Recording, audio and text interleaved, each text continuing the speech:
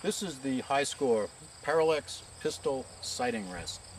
And this rest is really neat because you'll be able to sight your handgun in 3 to 5 shots.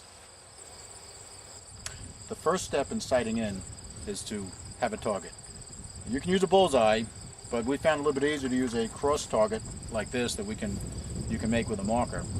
Put it 50 feet away and fire a 3 or a 5 shot group. Take careful aim at the center of your target and fire a careful 3 or 5 shot group.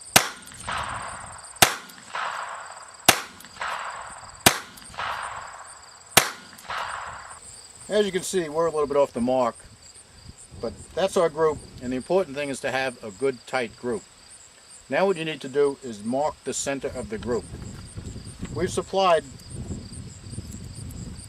a number of these iridescent orange target plasters, and here you can mark the group very clearly. Now what we've done here is we've removed the target for the purpose of illustration. In actuality, you would leave the target in place, mark the center of it, and then come back to the bench. Another thing you may want to pay attention to is if you miss the paper, move the target closer to the gun until you're on the paper, and then adjust from that point, and then move the target back to your normal range.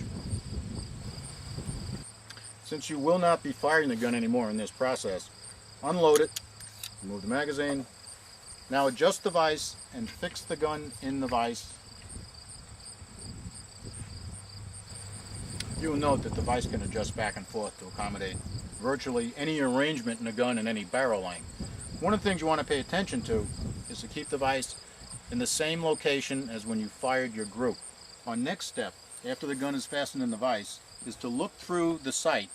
What we want to do now is we want to get the reticle, either the crosshair or the red dot, dead center on our original point of aim. Now, in our case, that's the cross target. If you're using a bullseye, of course, it's the center of the bullseye. Do not touch the sights. What you want to do is you want to move the rest left to right for windage, and you want to use these elevation adjustments to change the elevation until you get the reticle dead center on your original point of aim. This is the final step.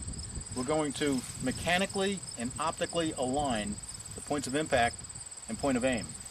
Remove the scope caps, look through your sight, put the reticle or the red dot dead center on the original point of aim. Now in our case that's the center of the cross. Of course if you're using a bullseye target it would probably be the center of the bullseye.